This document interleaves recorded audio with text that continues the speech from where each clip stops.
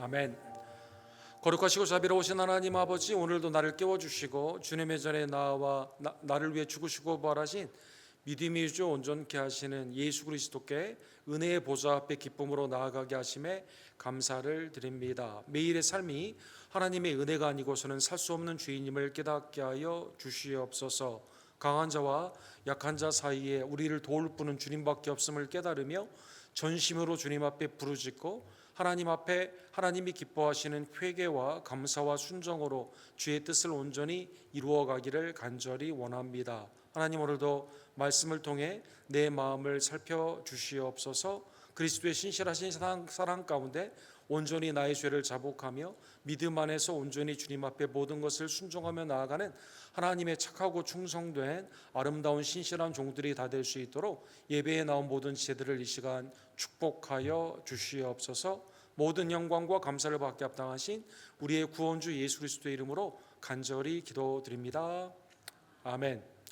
하나님의 은혜의 말씀, 우리 열왕기하 오늘 12장 요아스의 이중신앙에 관한 반면교사의 말씀을 함께 상고하기를 원합니다. 열왕기하 오늘 12장이 전체 주제인데 1절에서 3절과 17절에서 21절 우리 한 절씩 함께 교독합시다.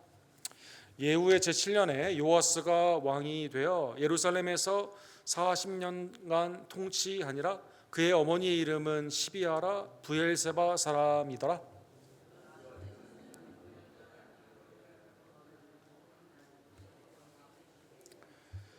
다만 산당들을 제거하지 아니하였으므로 백성이 여전히 산당에서 제사하며 분향하였더라.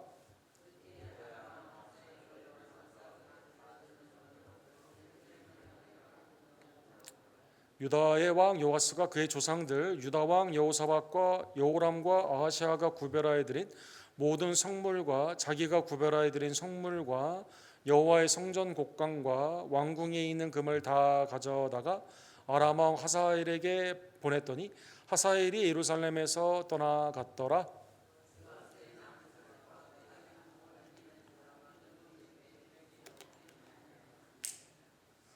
함께 읽겠습니다. 요아스의 신복들이 일어나 반역하여 실라로 내려가는 길가에 밀로 궁에서 그를 죽였고 21절 그를 쳐서 죽인 신복은 시므아세 아들 요사갈과 소벨의 아들 여호사바드였더라. 그가 다윗성에 그의 조상들과 함께 장사되고 그의 아들 아미샤가 그를 대신하여 왕이 되니라. 아멘. 오늘 요아스, 우리 지난주에 본 것처럼 아주 극적으로 여호와의 지혜 가운데 성전에서 이렇게 숨김 가운데 자라나게 되고 이제 왕위에 오르는 그 극적인 요아스의 생애의 처음 부분과, 그런데 하나님의 은혜를 잊어버리고 안타깝게 하나님을 떠나 비참하게 죽은 그 최후의 모습을 함께 교훈으로 우리가 상고하기를 원합니다. 20세기에 많은 독재자들이 있었지만 자국 국민들을 10,000명 이상 죽인 그러한 독재자는 매우 드문데요. 이 독재자 중에 아프리카 짐바브웨라는 나라가 있죠. 거기에 로버트 무가비라고 하는 유명한 독재자가 있습니다.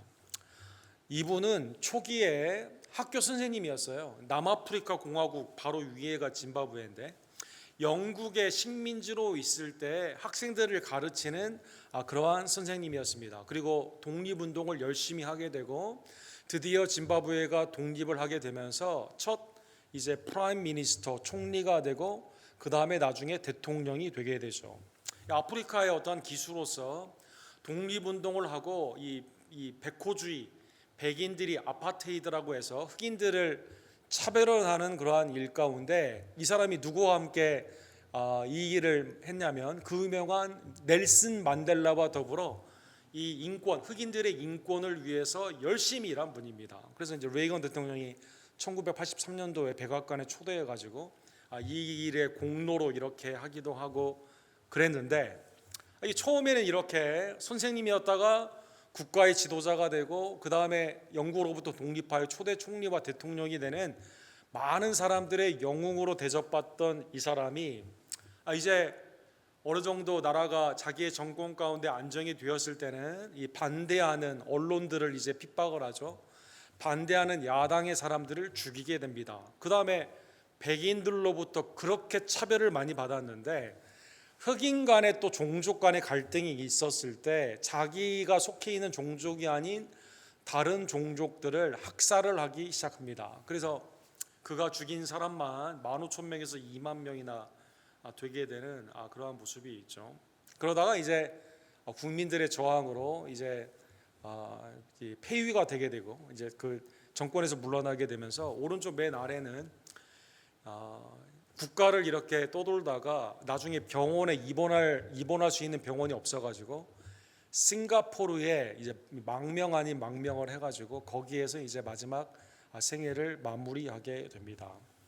넬슨 만델라와 같이 이렇게 인권을 위해서 일했던 사람, 넬슨 만델라는 끝까지 그 감옥에도 갔다 오고 사람들을 용서해 주면서 남아프리카 공화국의 아파테이드를 이렇게 물리친 반면에 같이 시작은 아주 좋았는데 이 중간에 자기의 집권, 이 탐욕 가운데 사람들을 죽이고 호화로운 생활을 하면서 이 언론과 야당을 이렇게 압제했던, 그리고 자국의 국민들을 죽였던 이 무가비는 이렇게 비참하게 이렇게 죽게 된 것입니다. 이 역사의 흐름, 교회의 역사, 또 성경에 나오는 역사는 하나님의 공의 가운데 위정자가 하나님 앞에 교만하게 되면 결국 마지막이 이렇게 전 세계 대부분의 독재자들이 마지막에 이 비참하게 이렇게 최후를 맞이하게 되는 것처럼 이 무가비가 대표적인 그러한 예가 되는 것입니다.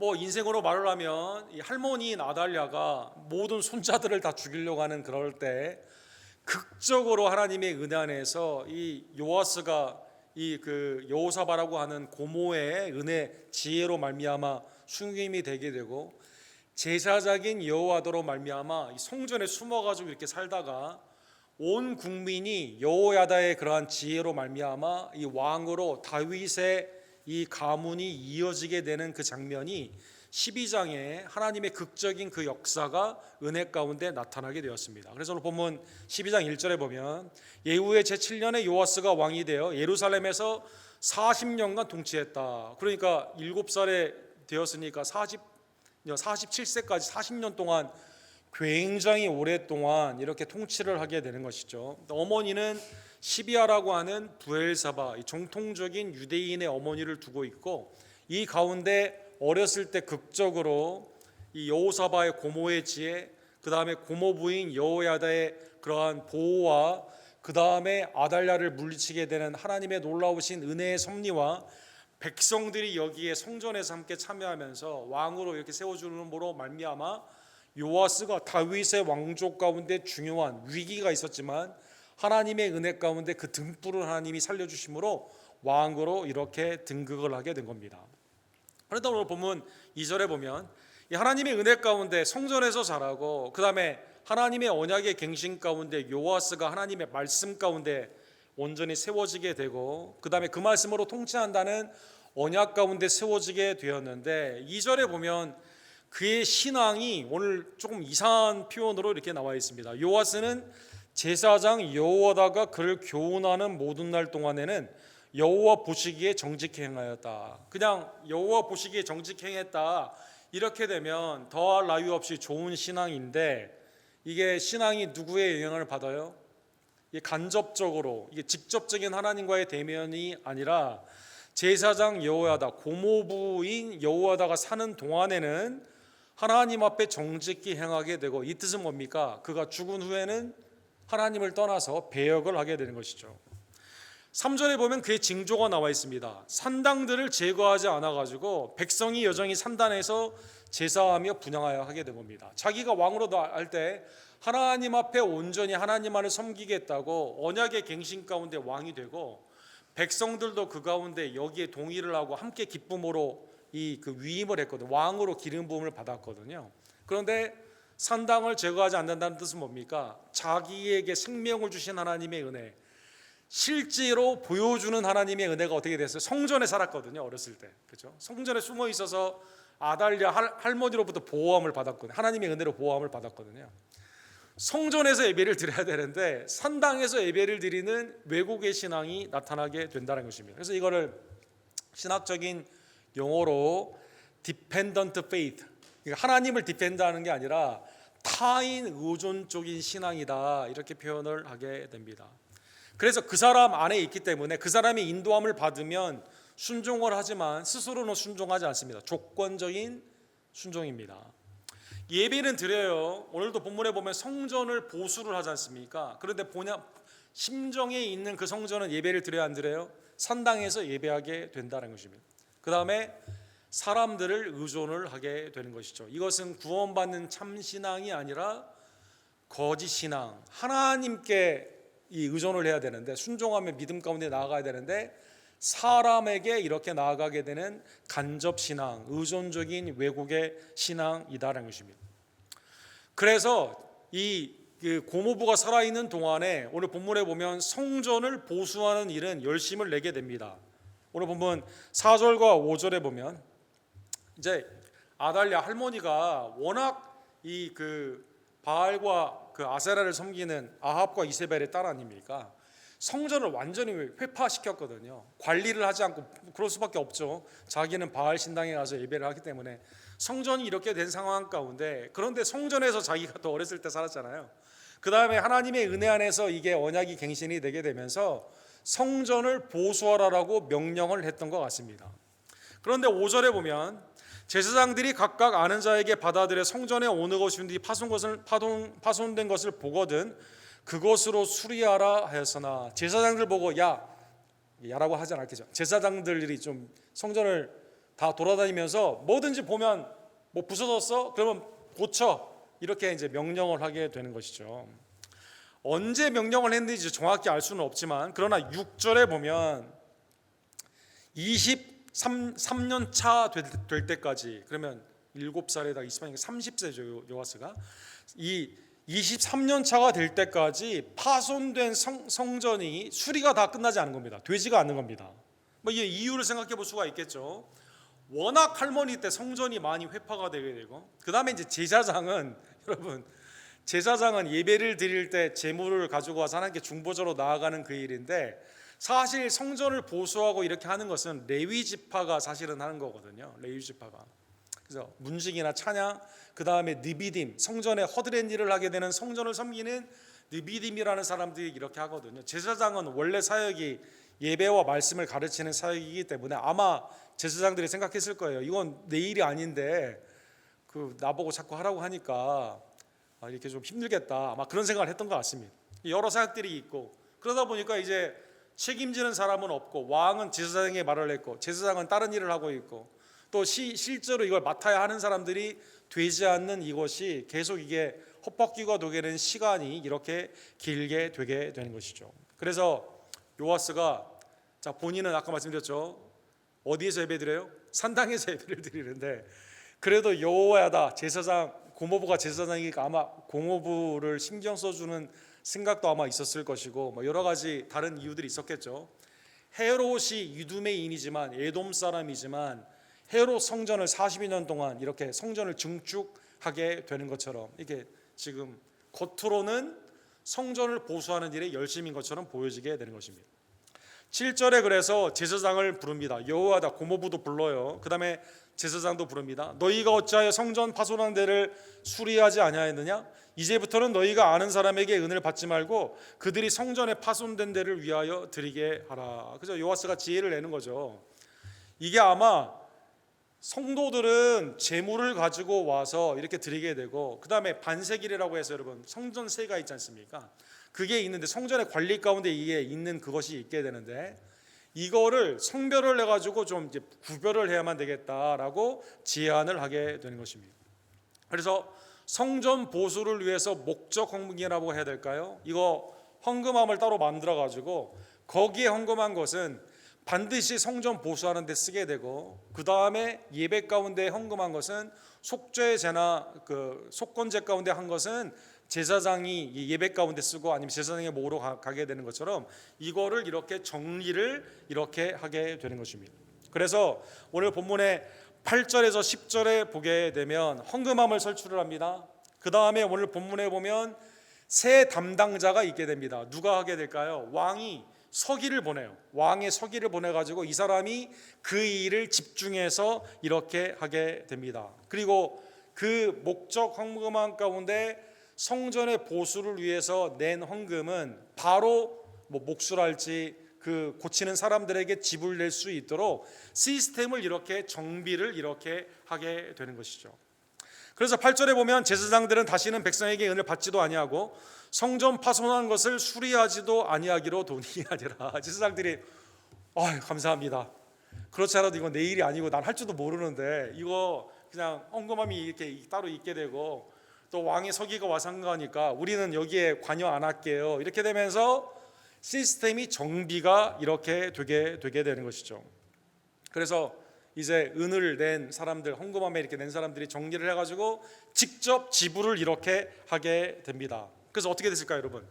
11절에서 16절까지 보게 되면 이 시스템 가운데 그렇죠. 제사장들은 제사장의 본연의 음모를 하게 되고 그 다음에 왕의 서기를 중심으로 해가지고 헌금함에 백성들이 마음을 두고 거기에 헌금한 성전에 보수된 것들은 직접 지불을 하게 되니까 이 일이 빨리빨리 이렇게 돌아가게 되는 것이죠. 그래서 목수나 건축하는 사람들에게 직접 주게 됩니다. 미장이와 석수에게 주게 됩니다. 수리할 제목과 다듬는 돌, 전에는 제사장을 거쳐가지고 하니까 얼마나 복잡했겠습니까? 또 제사장이 무슨 돌을 써야 되는지 무슨 나무를 써야 되는지 이거 알아요? 모르거든요. 근데 왕이 서기관을 통해 가지고 직접 지불을 해가지고 담당자가 탁탁탁 하게 되니까 이게 윤활하게 이렇게 돌아가게 되게 되는 것이죠. 그래서 그 은을 일하는 자에게 주어 그것으로 여호와의 성전을 수리하게 하였는데 14절과 15절에 보면 이걸 어떻게 했어요?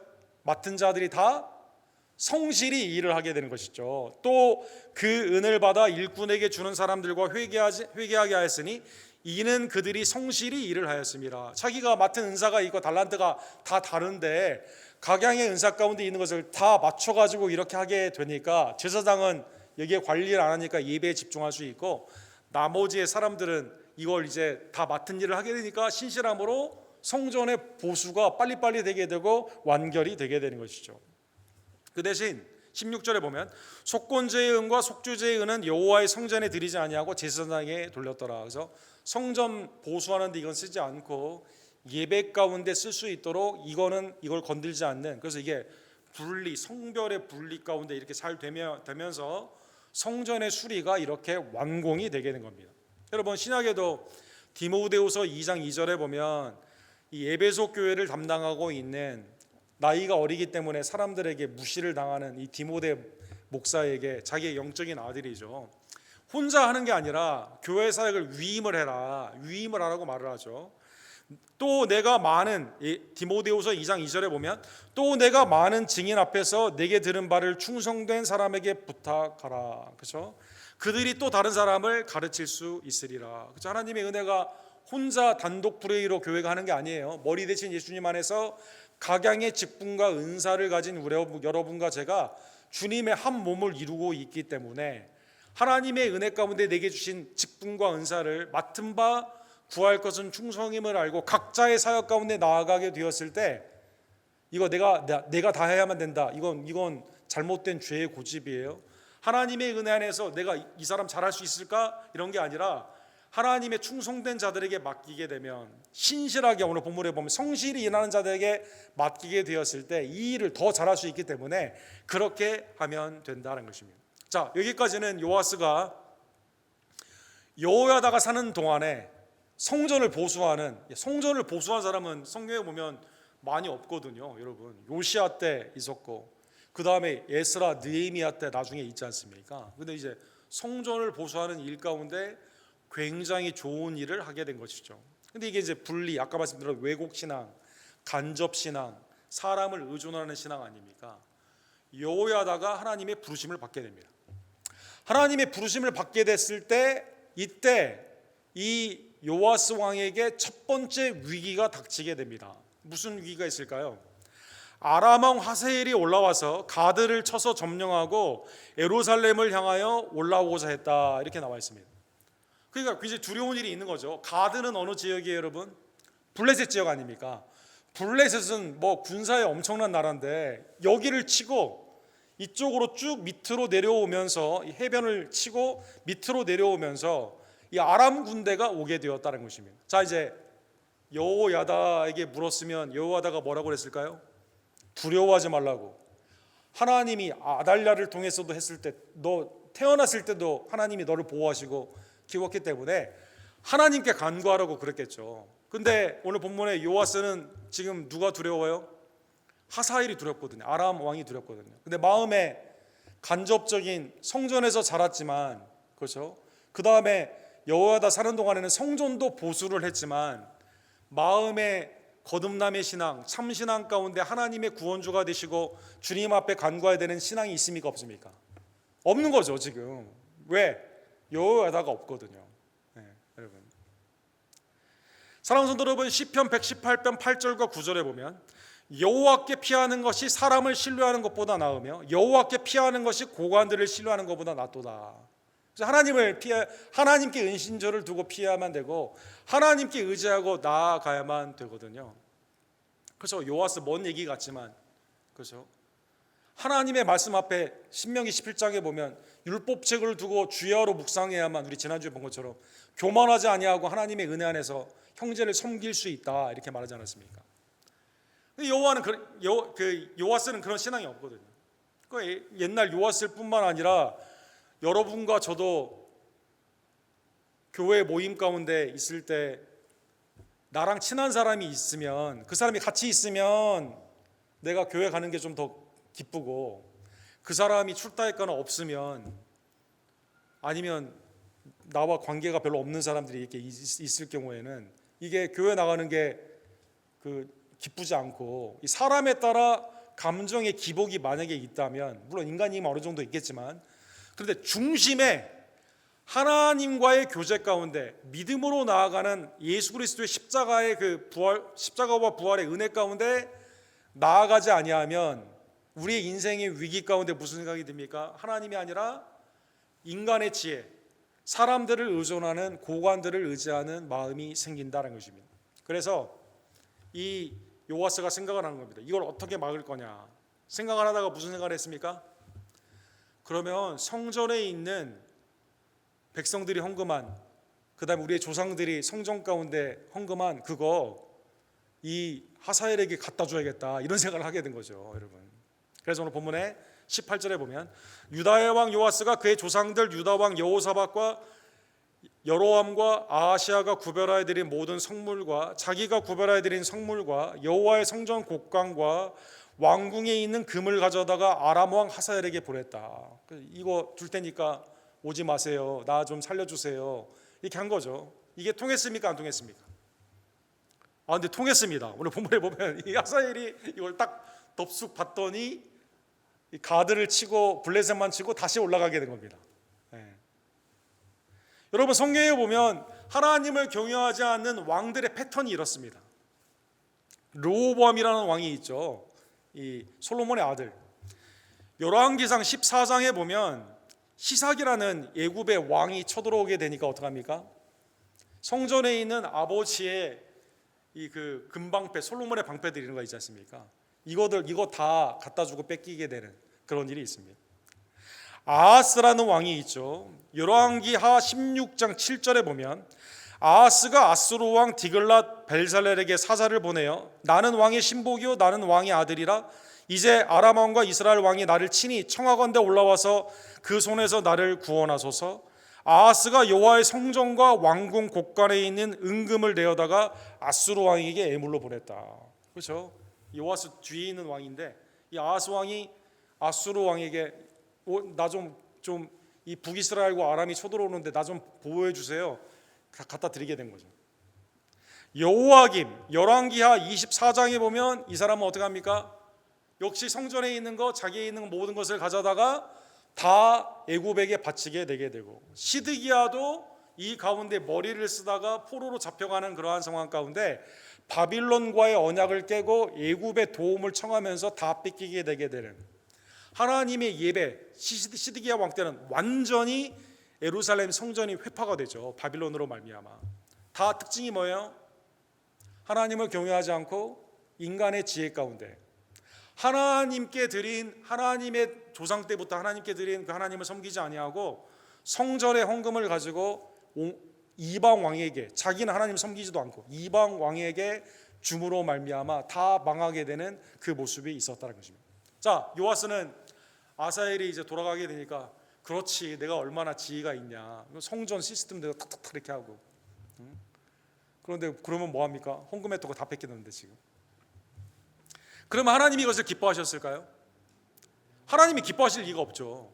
일단 본인이 하나님을 섬기지 않고 산당에서 예배를 드리고, 이 하나님을 경외하지 않고 기도하지 아니하고 하나님을 믿지 아니하고 간접 신앙으로 좀 있다가 이 고모부가 여호다가 돌아가신 후에는 이 이방 왕에게 모든 것을 빼앗기게 되는, 이걸 기뻐하지 않죠. 그래서 하나님의 심판을 보십시오. 하사엘은 피했는데 누가 나를 죽입니까? 내 신복이 나를 죽이게 되는 겁니다. 너무 안타깝죠. 그래서 본문에 보면 요아스의 신복들이 일어나 반역하여 실라로 내려가는 길가에 밀로 궁에서 그를 죽였다. 그 죽인 사람 이름도 나와 있습니다. 그를 쳐서 죽인 신복, 오늘 본문에 보면 그냥 멀리 있는 사람이 아니에요. 악을 품은 사람들이 아니에요. 누구예요? 충성스러운 종들이었어요. 신복은 내장, 내 마음을 아는 사람들이 있는 거거든요. 이거 보니까 왕이 이렇게 나가서는 이 나라가 이렇게 안 되는 거거든요. 그래서 오늘 본문에 보면 요아스의 아들 아마샤를 빨리 세워야겠다라는 생각 가운데, 이 왕 이렇게 되면 성전 다 무너지고, 이거 완전 시작할 때는 하나님의 극적인 드라마틱한 은혜로 시작했는데 나라 성전 다 뺏기고 이거 참 지금 망하게 생겼다. 신복들이 반역을 해가지고 이 가운데 죽이게 되는 것이죠. 그래서 오늘 본문에 보면 시므아스의 아들 요사갈과 소멜의 아들 요사바드였더라. 이 사람들이 하나님의 심판의 도구로 이렇게 나아가게 되는 것이죠. 잠언 14장 12절에 보면 어떤 사람은 사람이 보기에 바르나 필경은 사망의 길이니라. 그렇죠. 성전 시스템 점검할 때, 아니면 이 하사엘에게 자기 생각에는 이 성물을 갖다 주면 다 끝날 것 같았지만, 산 것 같았지만 결국 하나님의 심판을 이렇게 받게 된다는 것입니다. 사랑하는 성도 여러분, 성경에 요아스뿐만 아니라 이런 예들이 굉장히 많습니다. 예를 들면 가나안 땅에 들어간 이스라엘 백성들이 하나님의 은혜 안에서 가나안 땅에 들어가면 이 7개의 잡족들, 그죠? 우상을 섬기는 사람, 그 우상을 섬기면 안 되고 우상을 섬기는 풍습을 닮아가면 되지 않고 오직 아브라함과 이삭과 야곱의 하나님의 언약주 하나님 앞에 하나님이 한 분이신 것을 알게 되고, 그 가운데 마음과 뜻과 정성을 다해 하나님을 사랑해야 된다는 하나님의 은혜의 말씀 가운데 서야만 되는데, 여호수아에도 이 말씀이 나와 있고 24장에도 나와 있고 사사기 2장에도 2번이나 나와 있죠. 백성이 여호수아가 사는 날 동안 여호수아 뒤에 생존한 장로들, 곧 여호와께서 이스라엘을 위하여 행하신 모든 큰 일을 본 자들이 사는 날 동안에 여호와를 섬겼더라. 여호수아와 여호수아를 섬겼던 장로들, 어르신이 있었을 때는 섬겼어요. 돌아가신 후에는 어떻게 돼요? 사사기의 역사를 보게 되면 어떻게 됩니까? 바로 우상을 섬기게 되는 거죠. 그러다가 고통 가운데 부르짖으면 하나님이 한 사사, 한 구원자를 세워가지고 이렇게 하지 않습니까? 이 반복이 되는 거죠. 사울, 시작은 얼마나 드라마틱하게 좋았습니까? 사무엘이 사는 날 동안에는 어느 정도 처음에는 있었는데 바로 사무엘이 하나님의 부르심을 받은 후에는 자기 마음대로 하게 되지 않습니까? 솔로몬, 시작은 얼마나 좋았습니까? 우상을 섬김으로 말미암아 온갖 그 하나님이 하지 말라는 금은보화를 축적하고 아내들을 많이 두고 그다음에 자기의 병거성 이거 다 짓게 되는 이러한 상황 가운데 하나님이 심판하여 주게 되는 것처럼, 그렇죠? 오늘날 우리 부모님이 살아계실 때는 내가 예배도 하고 이렇게 하는데, 내 아내나 내 남편이 있을 때는 막 열심히 하는데, 이 돌아가신 후에는 신앙도 지키지 않는, 또 어떤 사람이 있었을 때는 그 사람 때문에 영향을 받아가지고 교회도 나가고 열심히도 하고, 한때는 그렇게 했는데 단독으로 하나님 앞에 쓸 수 없는 이 불완전한 신앙, 간접적인 신앙, 왜곡의 신앙은 하나님의 심판을 받는다는 것입니다. 여러분, 소렌 키에르케고르라는 우리 기독교 철학자가 있죠. 이분이 아주 유명한 말을 했습니다. 하나님 앞에는요 단독자입니다. 여러분과 제가 단독자, 하나님 앞에 내 대신 주님의 심판대 앞에서 내 대신 내 부모님이나 내 아내나 내가 친한 우리 기도하는 권사님이나 아니면 장로님이 내 대신 나를 구원해 같이 옆에 쓸 수가 없어요. 각자 쓰는 겁니다, 여러분. 각자 하나님 앞에 단독자로 쓰는 거예요. 사랑하는 여러분, 주님 앞에는 내 심령과 하나님 앞에 얼마나 두렵고 떨리는 겁니까, 여러분? 단독자로 서는 겁니다. 근데 그 예수님 앞에 내가 믿음으로 서게 되면, 예수 그리스도의 은혜 앞에 내가 감격하고 그렇게 하나님의 은혜 앞에 서게 되면, 그리스도가 나를 붙잡아주고 끝까지 인도하여 주시지만 다른 사람이 이걸 해결해 줄 수가 없는 거예요. 오직 그리스도만 나의 구원자가 되시기 때문에 주님 앞에 우리는 단독자로 내 개인의 심령이 주님 앞에 온전히 회개와 믿음으로 나아가야만 된다는 것입니다. 사랑하는 여러분, 성경에 보면 하나님은, 아니 우리 주위에 하사엘이 얼마나 많겠습니까? 이스라엘의 역사 가운데 하사엘 뿐입니까? 애굽, 아수르, 바빌론, 그 다음에는 바사, 페르시아, 헬라, 예수님 당시에 로마, 그 다음에 우리의 매일의 삶 가운데 영적인 적인 하사엘이 얼마나 많습니까? 이사야 41장에 바벨론 앞에 이제 하나님을 섬겨야 되는데 하나님이 아니라 엉뚱하게 다른 생각을 하는 거죠. 애굽이 도와줄 거다라는 생각을 하고 있는 이스라엘 백성들에게 하나님이 이렇게 말씀하시죠. 이사야 41장 10절에 보면 이렇게 말씀하십니다. 같이 읽도록 두려워하지 말라, 내가 너와 함께함이라. 놀라지 말라, 나는 내 하나님이 됨이라. 내가 너를 굳세게 하리라. 참으로 너를 도와주리라. 참으로 나의 의로운 오른손으로 너를 붙들리라. 그렇죠. 보라, 너를 노하게 하는 자들이 수치와 욕을 당할 것이요 너와 다투던 자들이 아무것도 아닌 것 같이 될 것이며 멸망할 것이니라. 하나님이 이렇게 말씀하시는 거예요. 하나님이 두려워하지 말고 나에게 도움을 구하라. 내가 그들 다 심판하게 한다. 사랑하는 성도들, 예수님이 요한복음 13장 1절에 보면 제자들에게 내가 앞으로 십자가를 지고 부활하게 되는데, 그래서 아버지께로 가게 되는데, 야 너희들 다른 사람에게 좀 도움을 구하고 좀 잘해라. 좀 어떻게든지 각자 도생해서 나중에 막 이렇게 했을까요, 여러분? 이렇게 했을까요, 여러분? 주님이 이렇게 말씀하시죠. 6월절 전에 예수께서 자기가 세상을 떠나 아버지께로 돌아가실 때가 이른 줄 아시고 세상에 있는 자기 사람들을 사랑하실 때 끝까지 사랑하시느니라. 마태복음 28장 20절에 보면 너희는 가서 모든 족속으로 제자를 삼아 아버지와 아들과 성령의 이름으로 세례를 주고, 그죠? 내가 너에게 부모와 모든 것을 가르쳐 시키게 하라. 내가 세상 끝날까지 너희와 함께 있으리라. 사랑하는 여러분, 주님은 우리를 구원하시고 신실하게 견인, 우리가 오늘 새벽에도 수장절 초막절 우리가 보았지만 하나님의 은혜 가운데 끝까지 책임져 주시는 것이죠. 신실하신 하나님이 여러분과 저를 붙잡아 주시고 여러분과 저에게 뭐라고 말씀하세요? 두려워하지 말고 나에게 구하라라고 말씀하신다는 것입니다. 그러기에 사랑하는 성도들, 오늘 본문의 말씀 요아스의, 아니 얼마나 진짜 귀한 그 아들입니까? 진짜 다 죽었는데 얘만 하나님의 은혜로 살게 되는, 그렇죠? 우리가 늦둥이 막내만 하더라도 막 얼마나 귀히 부모님이 키웁니까? 그렇게 하나님의 은혜를 받고 살았으면 하나님의 은혜 안에서 살아야만 되는 반면교사가 된 요아스의 교훈을 다시 한번 생각하며, 나를 죄와 사망에서 구원하신 그리스도 안에서 나를 끝까지 책임져 주시고 구원하신 하나님 앞에 신실함으로 나아가는 복된 백성들 되기를 주님의 이름으로 간절히 축원합니다. 히브리서 3장 14절 우리 다 같이 읽도록 하겠습니다. 우리가 시작한 때에 확실한 것을 끝까지 견고히 잡고 있으면 그리스도와 함께 참여한 자가 되리라. 그렇죠? 히브리서 3장에 보면 확실한 게 그게 뭡니까?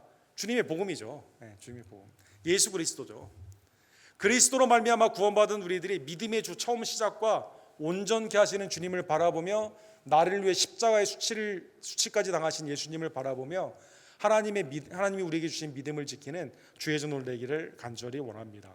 여러분, 마지막으로 에베소서 2장에 보면 이 2장과 3장의 7개 교회 중에 에베소 교회, 아니 이 교회는 얼마나 위대한 교회예요, 그죠? 하나님의 은혜 안에서 바울 사도가 여기에서 개척을 하게 되고, 그 다음에 여기 누가 있었어요? 디모데가 있지 않았습니까? 그 다음에 나중에 누가 있었죠?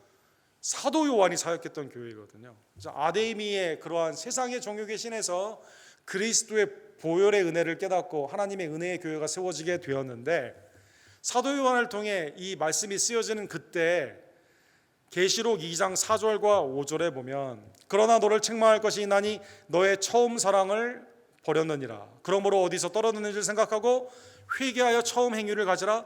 만일 그리하지 아니하고 회개하지 아니하면 내가 내게 가서 내 촛대를 그 자리에서 옮기리라. 하나님의 은혜의 교회, 성도의 모임인 하나님의 몸된 교회도 하나님이 내게 주신 그 은혜의 사랑을 기억하며 처음에 우리를 사랑하신 하나님의 은혜 앞에 내가 주님 앞에 헌신하고 기쁨으로 나아갔던 구원의 기쁨의 시간을 다시 한번 기억하며 주님의 촛대가 있는 한 하나님의 은혜 안에서 여러분과 제가 하나님의 임재 안에서 단독자로 오직 믿음 가운데 주님을 섬기는 신실한 주의 종들 되기를 주님의 이름으로 간절히 축원합니다. 기도합시다. 사랑과 자비가 풍성하신 하나님 아버지, 주님의 은혜에 진심으로 감사를 드립니다. 우리가 예수 그리스도의 홀로 그 십자가와 부활의 그 공로로 구원받았음에도 불구하고 나도 모르게 죄성 가운데 또 두려움과 무서움 가운데 영적인 하사회를 만날 때 인간적인 방법을 쓰며 사람들을 의존할 때가 얼마나 많이 있던지요. 오늘 본문의 말씀을 통해 내 마음을 감찰하여 주시며 하나님 나의 불순종의 죄를 용서하여 주시옵소서. 이 시간 예수 그리스도의 그 구원의 기쁨을 회복시켜 주시고 하나님의 구원의 이 기쁨으로 어떠한 것도 두려워하지 아니하며 또 찾지 아니하며 나를 찾아라 명령하신 하나님의 그 명령을 기억하며 끝까지 나를 책임져 주시고 나의 구원을 빼앗기지 아니하도록 지켜주시는 그리스도께 모든 나의 삶을 맡기며 신실함으로 주님 앞에 믿음으로 나아가는 하나님의 단독자 주님의 각자의 복된 신앙들 되기를